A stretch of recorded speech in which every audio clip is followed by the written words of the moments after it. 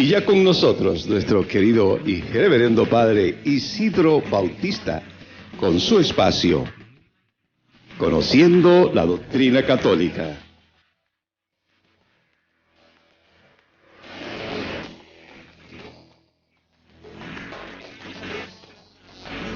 Muy buenos días, queridos hermanos, hermanas. Muy buenos días, queridos radiocreyentes que siempre están ahí en sintonía a través de esta emisora María Evangelizadora Radio. Un pedacito de cielo en tu hogar. Qué bueno que están ahí como cada día para ir creciendo, madurando, formándonos en nuestra experiencia de vida de fe. De verdad que me da mucha alegría poder con ustedes compartir este espacio, conociendo nuestra doctrina católica, poder compartir con ustedes nuestra experiencia de vida de fe, nuestro caminar, lo que es nuestra celebración, la celebración de la vida, del encuentro con el Señor.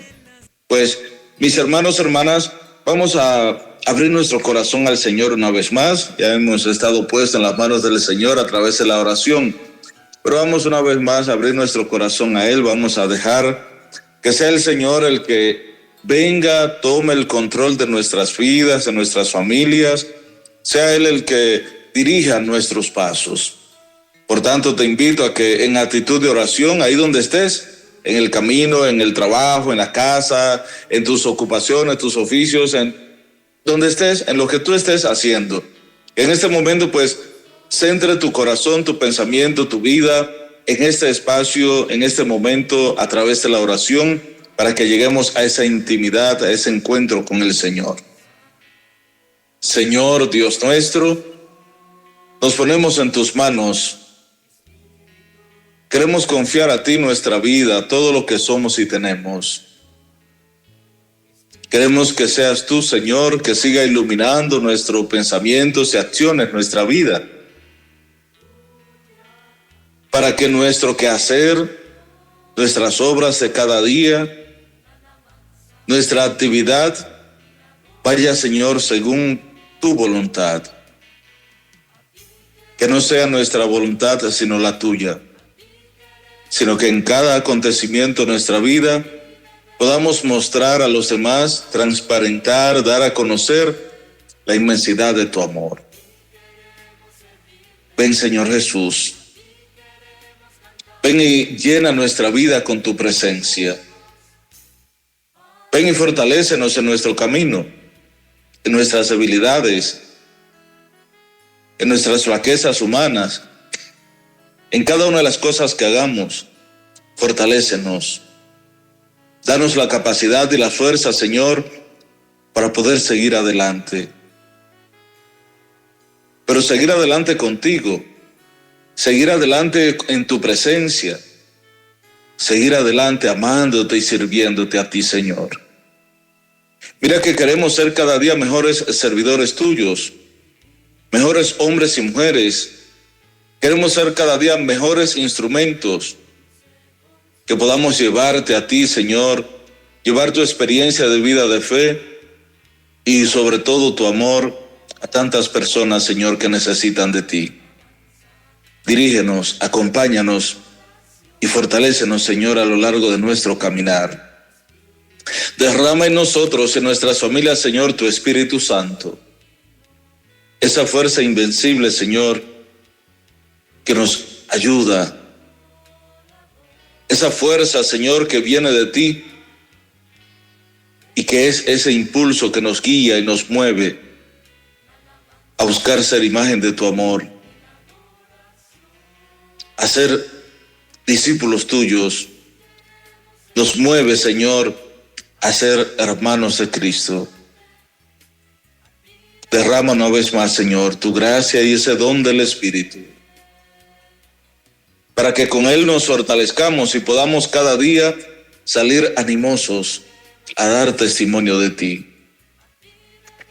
Todo esto te lo pedimos a ti que eres Dios y vives y reinas por los siglos de los siglos.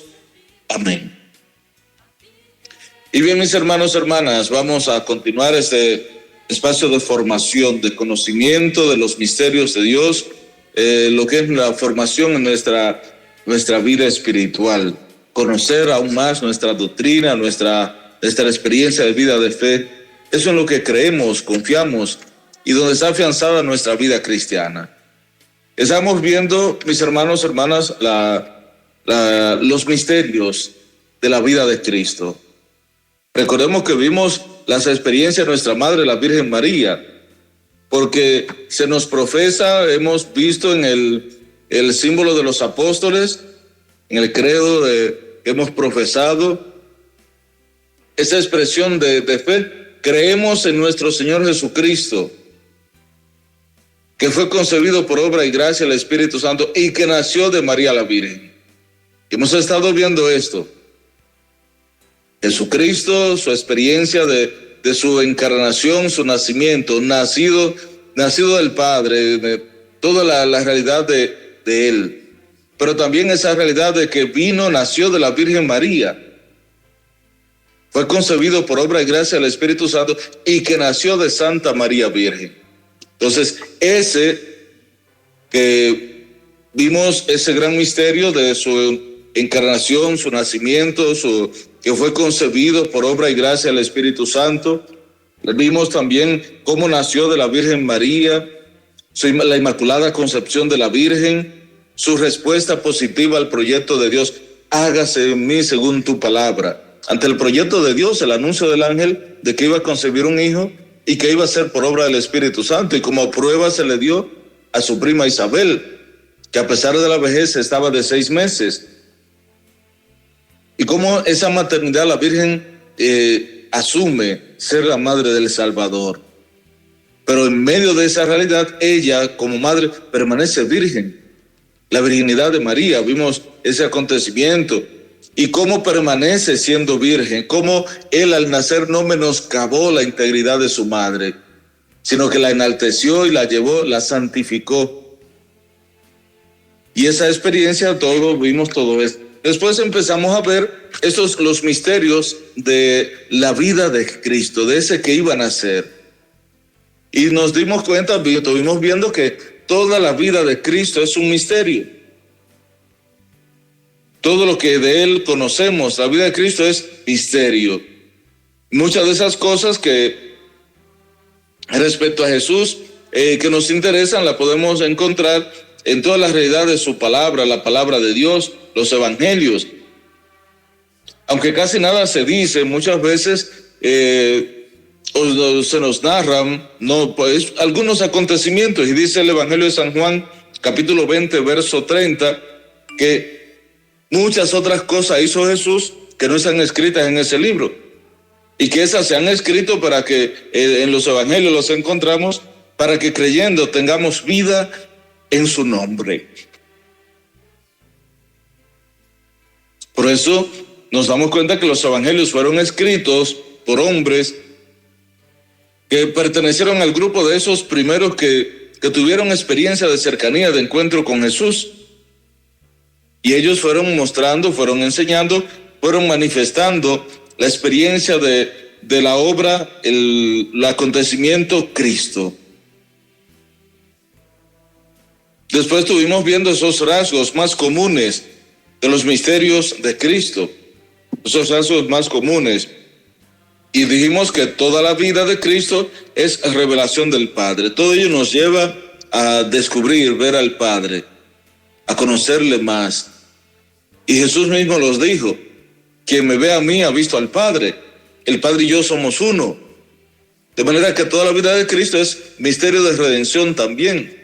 Esa redención que nos viene antes de todo por la sangre de Él derramada en la cruz.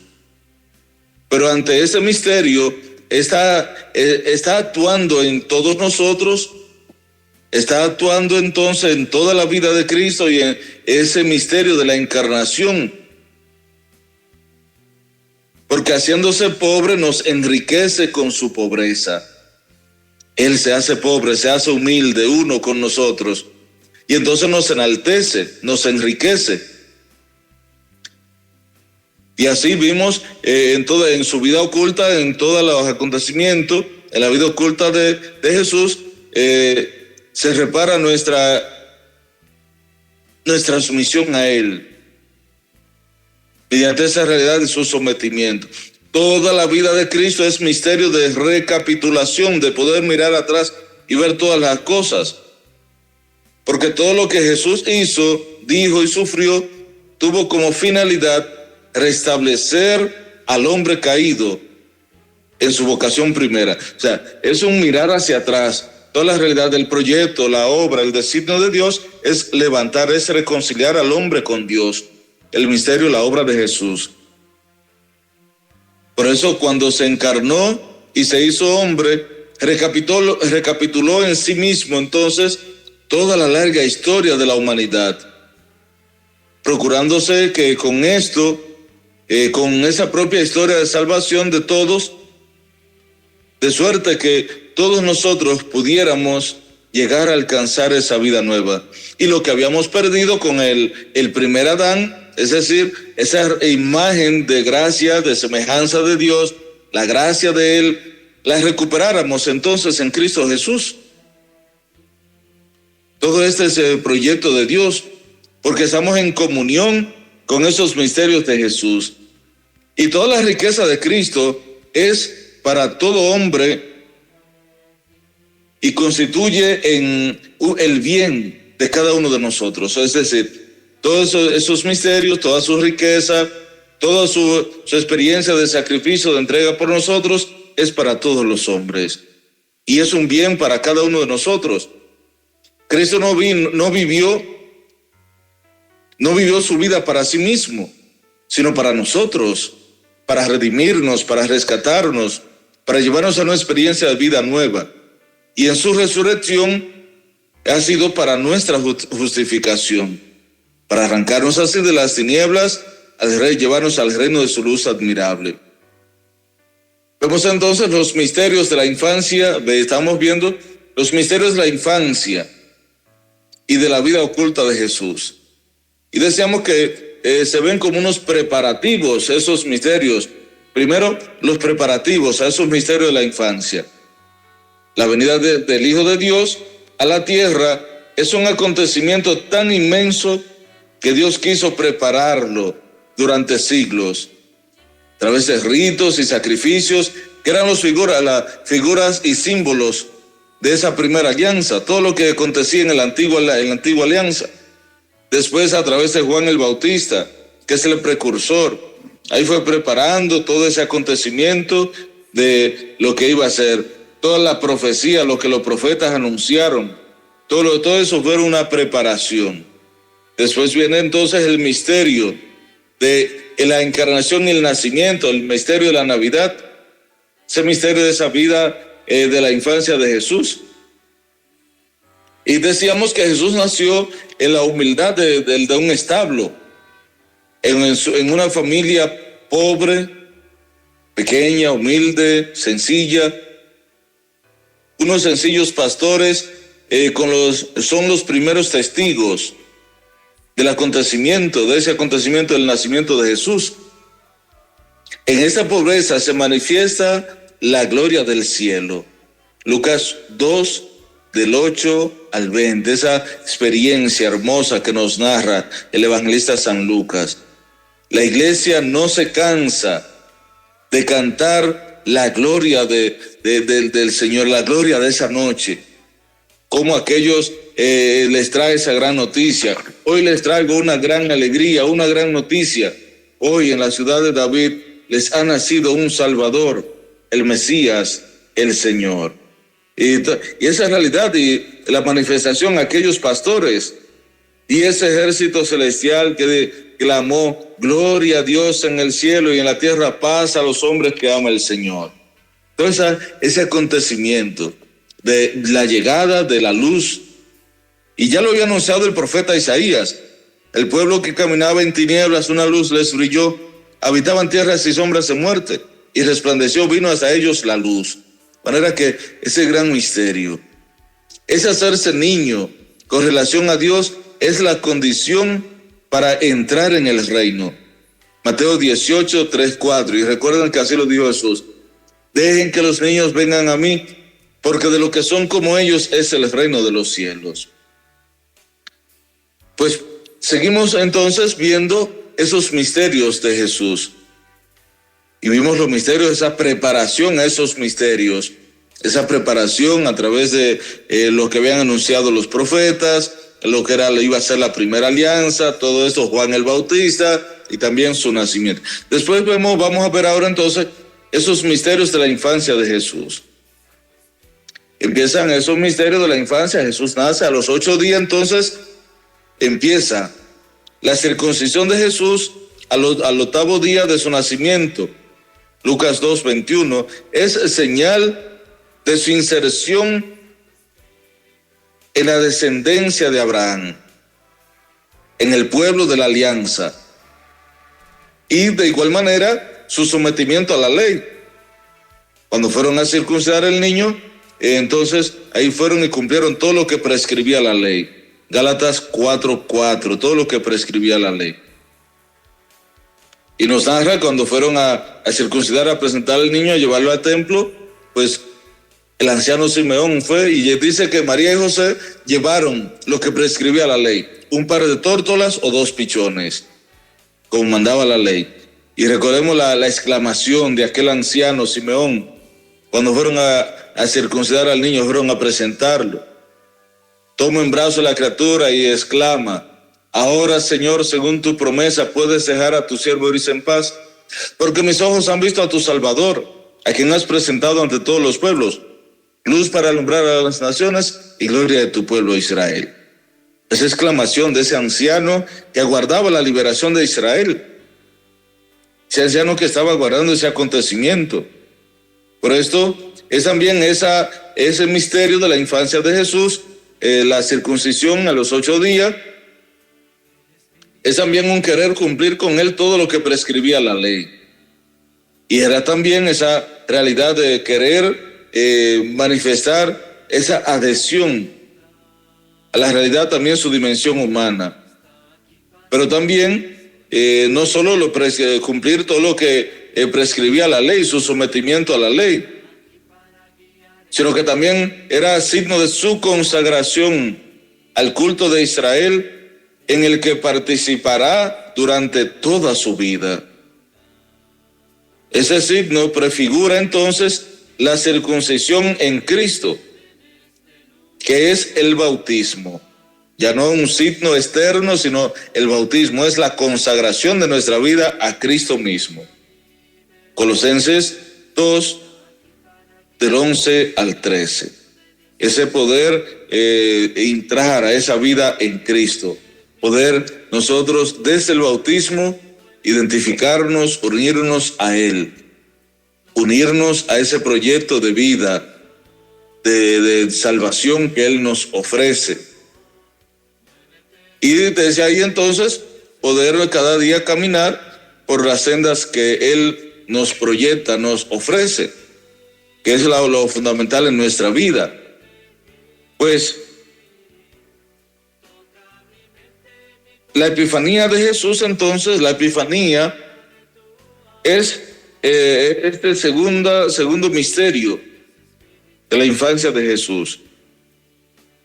Este otro misterio de la infancia. La epifanía es la manifestación de Jesús como Mesías de Israel. Recordemos a los Gálatas, a lo que dijeron los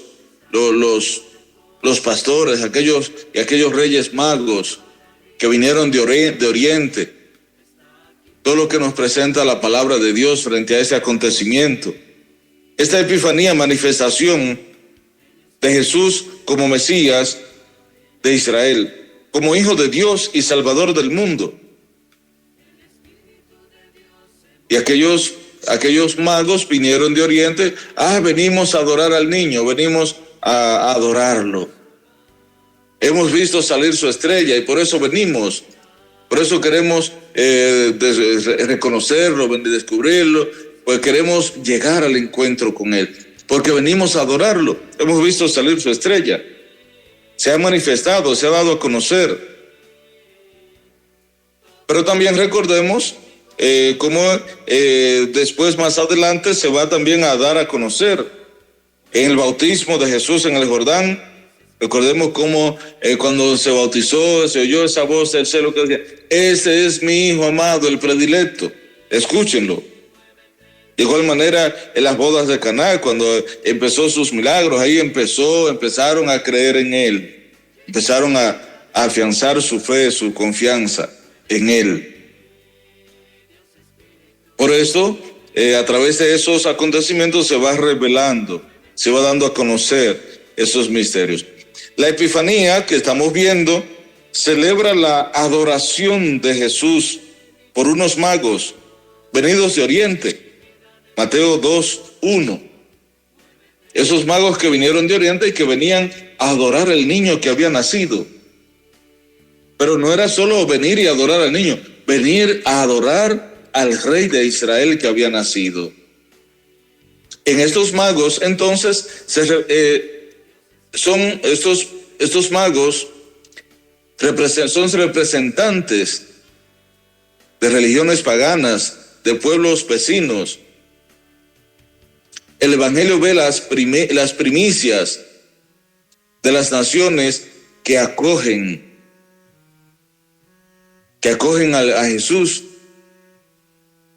que acogen por la encarnación la buena nueva de la salvación. Esos magos, y aunque eran representantes de esos magos de religiones paganas, de otros pueblos, por eso recordemos también lo que él decía: vendrán de oriente y de occidente, vendrán hasta él y se postrarán. Vendrán de otras naciones, de otros pueblos. La llegada de los magos a Jerusalén para rendir homenaje al rey de los judíos que había nacido, Mateo 2:2, muestra entonces que buscan en Israel a la luz mesiánica de las naciones. Buscan en Israel a la luz mesiánica de la estrella de David, ese que había nacido, la estrella de David. Libro de los Números 24 y 17, también el Apocalipsis 22 y 16. Al que será el rey de las naciones, ese que va a ser el rey de Israel y de todas las naciones. Su venida significa entonces que los gentiles no pueden descubrir a Jesús y adorarle como Hijo de Dios y Salvador del mundo, sino volviéndose hacia los judíos, volviendo hacia Israel, hacia Jerusalén, hacia los judíos. Juan 4:22. De manera que, y recibiendo entonces de ellos su promesa mesiánica, tal como está contenida en el Antiguo Testamento. Toda esa gracia, esa experiencia y manifestación de Dios. Es un voltear la mirada, un acercarse, un buscar participar, llegar al encuentro con Él. Es un volverse hacia el encuentro con ese que había nacido, ese Salvador del mundo, ese que había de redimir a la humanidad. Por esto, esos magos que vienen de esos pueblos, entonces se acercan y llegan a esta experiencia de fe, del encuentro con el Señor. Miren lo que nos dice el Evangelio de San Mateo, capítulo 2, versos del 4 al 6. Dice: reunió de inmediato a los sumos sacerdotes y a los que enseñaban la ley del pueblo, y les hizo precisar dónde tenía que nacer el Mesías. Ellos le contestaron: en Belén de Judá, pues así lo escribió el profeta. Y tú, Belén, tierra de Judá, no eres en absoluto la más pequeña entre los pueblos de Judá, porque de ti saldrá un jefe, el que apacentará a mi pueblo Israel. El volver a esa realidad de la cercanía. La Epifanía manifiesta entonces que la multitud de los gentiles entra en la familia de los patriarcas, pasa a formar parte de esos pueblos cercanos. O sea que no hace acepción de persona. Y ya lo dice en el libro Los Hechos de los Apóstoles. Pedro, hablando en nombre de todos, está claro que Dios no hace distinción de persona. Acepta a los que le temen y practica la justicia. A todos los que vienen a Él. Todos esos que participan. Y estos entonces, esta Epifanía manifiesta que la multitud de los gentiles, aquellos que se tenían como apartados, separados, aquellos como eran como el rechazo, los pecadores públicos, aquellos pueblos gentiles que no vivían experiencia ni habían surgido entre ellos profetas, ni habían recibido doctrina ni enseñanza de fe, esos pueblos gentiles, entonces entran en la familia de los patriarcas, de los hijos de Dios, y adquiere la dignidad israelita de los pueblos de Israel. O sea, adquieren como, por decirlo así, como la ciudadanía, ya empezaban una vida en Jesús, en Cristo, en el que había nacido. La presentación de Jesús en el templo entonces lo muestra como el primogénito que pertenece al Señor. Con Simeón y Ana, esos dos ancianos, toda la expectación de Israel es la que viene al encuentro de su Salvador. Ese anciano Simeón y Ana que salieron al encuentro. Jesús es entonces reconocido como el Mesías tan esperado, luz de las naciones y gloria de Israel. Así lo proclamó el anciano Simeón. Pero también es signo de contradicción, como le anunció a la Virgen María: mira, este está puesto para que muchos en Israel caigan y se levanten. Será como una bandera discutida. Así quedará clara la actitud de muchos corazones, y a ti una espada te traspasará el alma. Así le anunció el anciano Simeón a la Virgen María. La presencia de Jesús. Es que frente a Él tenemos que tomar una postura. Frente a Él tenemos que abrir nuestro corazón y decidir por Él o por otras cosas, pero está puesto para que muchos caigan y se levanten. Será como una bandera discutida. La espada de dolor predicha a María de ese antiguo, anuncia otra oblación, otra ofrenda perfecta y única de la cruz, que dará la salvación que Dios ha preparado para todos los pueblos, ha preparado ante todos los pueblos. Sea experiencia del dolor, el sacrificio. Otro misterio es también la huida a Egipto y la matanza de los inocentes, Mateo 2, 13, 18. Manifiestan entonces la oposición de las tinieblas a la luz. Esa oposición, aquellos que se oponen a Jesús, a la luz. Y esa huida a Egipto entonces, y esa matanza de los inocentes, es las tinieblas que se oponen a la luz, que no quieren que resplandezca la luz. Herodes, cuando precisó todo como los magos le habían dicho, todo lo que iba a nacer, ya veíamos capítulo 2, verso del 4 al 6 del Evangelio de San Mateo. Precisó muy bien con los magos dónde debía nacer, y después con los magos, ¿no?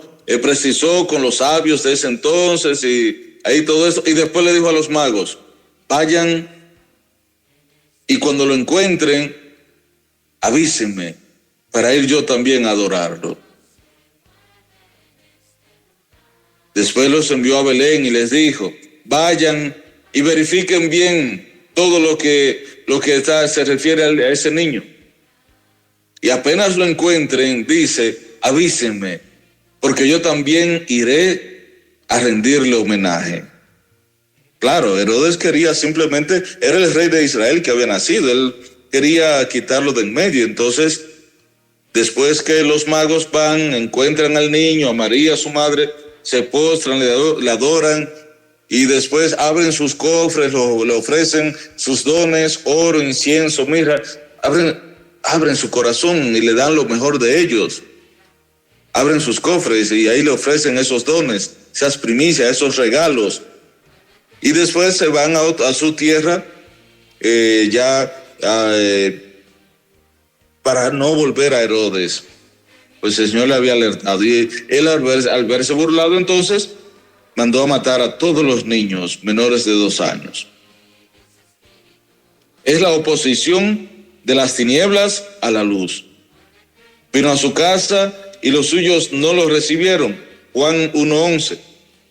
Pero a todos los que les recibieron les da poder para ser hijos de Dios si creen en su nombre. Toda la vida de Cristo entonces estará bajo el signo de la persecución. Bajo el signo de la persecución.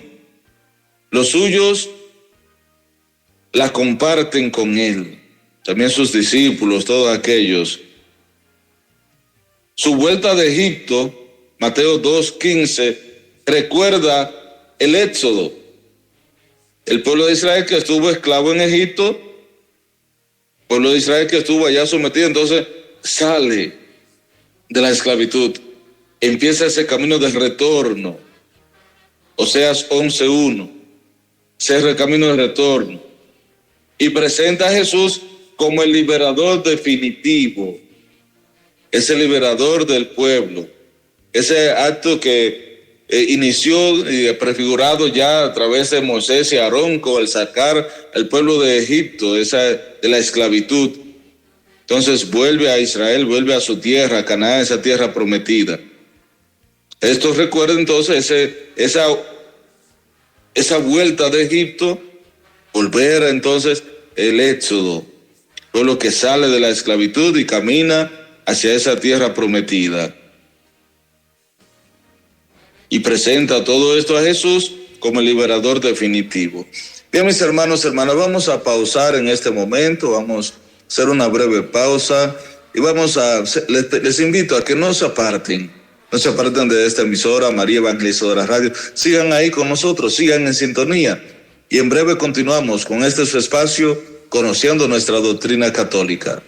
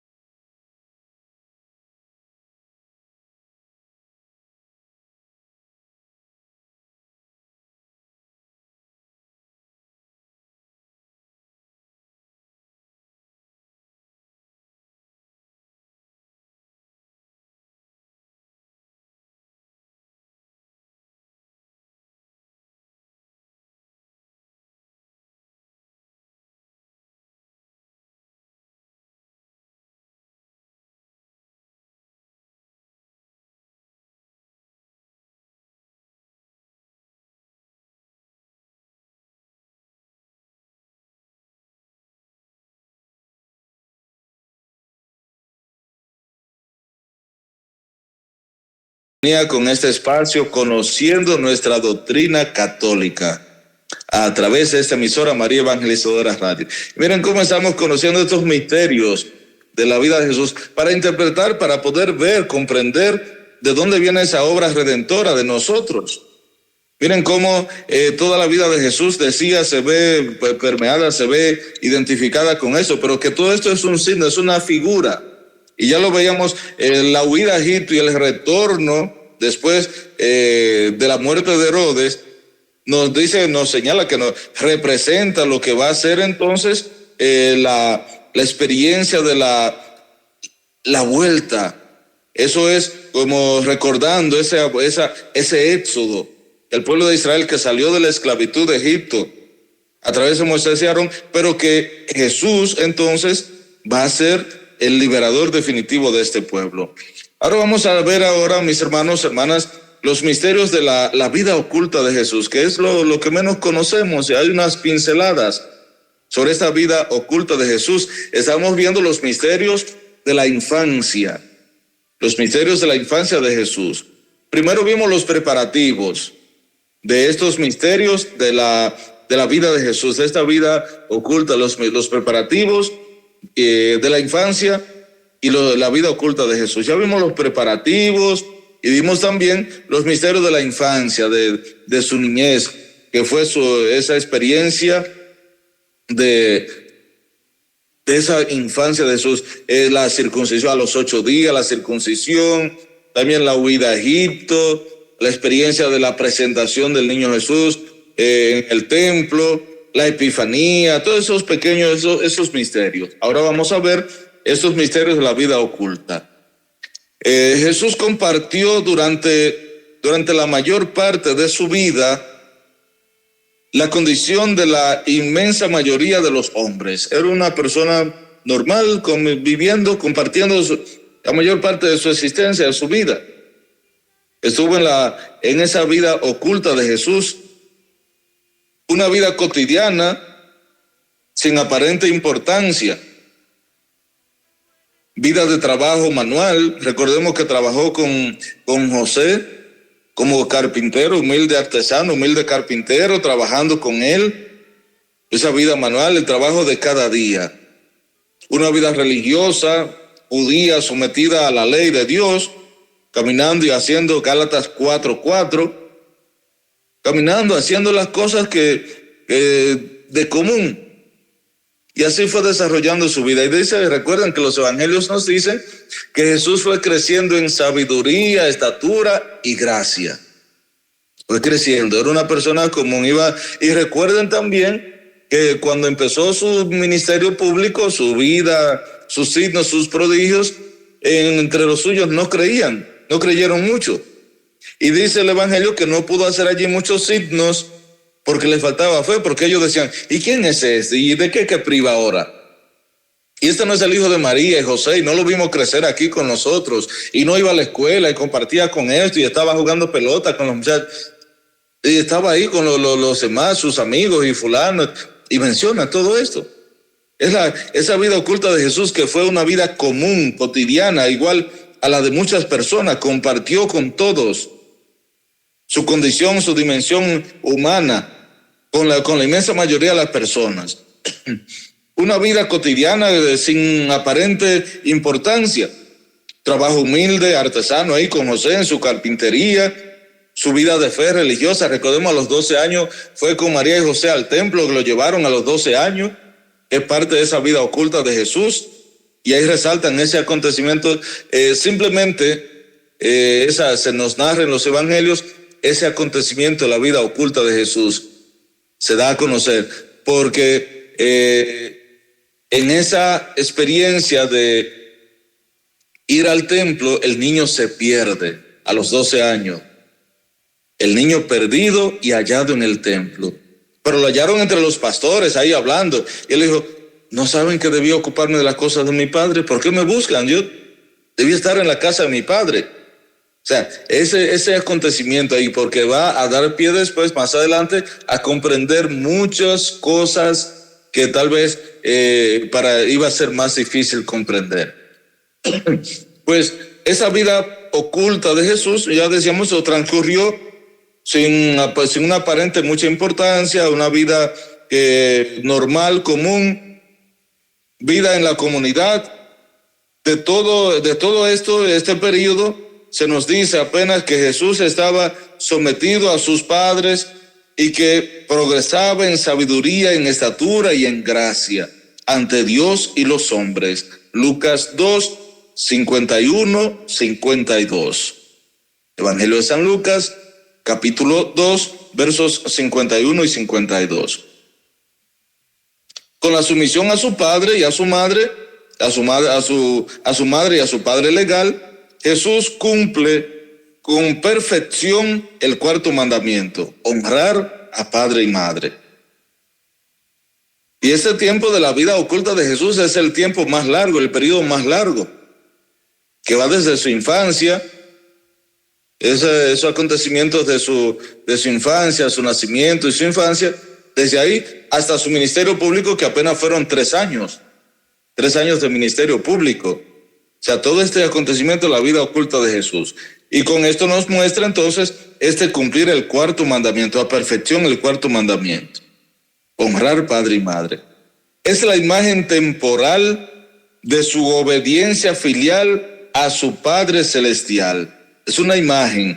O sea, así como fue obedeciendo a padre y madre, María, su madre, y José, su padre legal, era ya una imagen de lo que iba a ser la obediencia filial al Padre Celestial. La sumisión cotidiana de Jesús a José y a María anunciaba ya entonces y anticipaba la sumisión que va a manifestar, anticipada la sumisión del Jueves Santo: no se haga en mí, no se haga mi voluntad. Lucas 24, 42. Recordemos cuando estaba en el huerto de los olivos: Padre, si es posible, aparta de mí este cáliz, pero que no se haga mi voluntad, sino la tuya. Esa sumisión, esa obediencia, aceptación de la voluntad del Padre. Lucas 22, 42. La obediencia de Cristo, entonces, en lo cotidiano de la vida oculta, inauguraba ya la obra de restauración de lo que la desobediencia de Adán había destruido. Romanos 5, 19. Si por un hombre vino la ruina, vino la destrucción, vino la muerte, por la obediencia de otro viene entonces la restauración, la renovación de eso que se había caído. La vida oculta de Jesús, entonces, esa vida oculta de Nazaret, permite a todos entrar en comunión con Jesús a través de los caminos más ordinarios de la vida humana. O sea que tú puedes también ver, unirte, identificarte también con esa experiencia de la vida de Jesús. Tu vida entonces, a través de ese acontecimiento, su vida de lo cotidiano, lo ordinario, tú también puedes verte identificado, que también fuiste o vas llevando tu vida de obediencia, de honrar a padre y madre, de crecer en estatura, en gracia, en sabiduría, todo eso, ver esos acontecimientos también desde nuestra vida. Nazaret, entonces, por tanto, es la escuela donde se comienza a entender la vida de Jesús. La escuela del Evangelio es una lección de silencio ante todo, esa vida oculta de Jesús, eso que fue viviendo en Nazaret, todos esos pasos que fue dando, esos años de ministerio, de vida oculta, de manera que deben hacer en nosotros la estima del silencio, poder desde el silencio ver nuestra propia historia. Esta condición del espíritu admirable e inestimable para vivir y obedecer y dejar que ese espíritu hable en nosotros, se manifieste en nuestras vidas.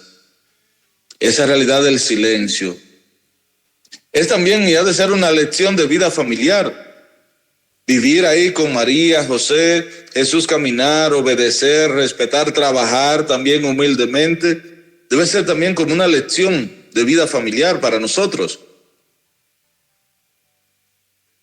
Por tanto, entonces debemos abrir nuestro corazón para que Nazaret nos enseñe lo que es la familia, su comunión de amor, su austera y sencilla belleza, su carácter sagrado e inviolable. Miren qué hermoso, hermanos, hermanas, qué hermoso esto que nos dice. En esa familia de Nazaret, de esa vida oculta de Jesús, en ese misterio de la vida oculta, podemos encontrar y debemos ver como una escuela para nosotros. Nazaret es la escuela donde se comienza a entender esa vida de Jesús.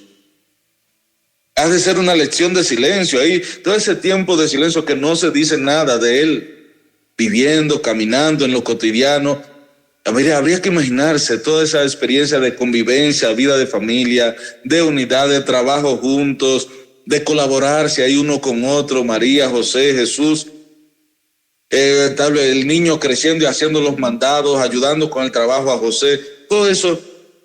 Pero también esa vida filial de amor, de familia, esa vida de familia, cómo nos enseña el valor de la familia, esa comunión de amor, esa vida austera, sencilla, todo lo hermoso de la fraternidad, del compartir, ese carácter sagrado e inviolable que es del compartir y del amor en la familia. También debe ser y debe representar este misterio de la vida oculta de Jesús una lección de trabajo. Nazaret se convierte entonces en la casa del hijo del carpintero. Recordar esa expresión, el hijo del carpintero. Aquí es donde querríamos nosotros entonces comprender y celebrar que la ley severa y redentora del trabajo humano. Él empezó y emprendió desde ahí, desde Nazaret, el trabajo. De manera que también nosotros ahí querríamos y deberíamos ver en esa lección del trabajo, la experiencia del trabajo, como algo que nos lleva a vivir más el misterio de nuestra vida. Y desde ahí entonces recordemos que en toda esa vida oculta de Jesús hay un punto. Cuando fueron al templo, ese punto, Lucas 2, 41, 52. El hallazgo de Jesús en el templo. Con esto vamos a terminar, mis hermanos, este día. Es el único suceso que rompe el silencio de los evangelios sobre los años ocultos de Jesús. Ya se lo decía, lo único que se nos narra, se nos muestra es esa experiencia de la vida, de la gracia de Jesús que se nos da, que se manifiesta en nosotros. Es esa visita de Jesús en el templo. Es el único que rompe el silencio de los evangelios sobre los años ocultos de la vida de Jesús. Jesús deja entrever entonces en ello el misterio de su encarnación total, de su consagración total, a una misión derivada de su filiación divina.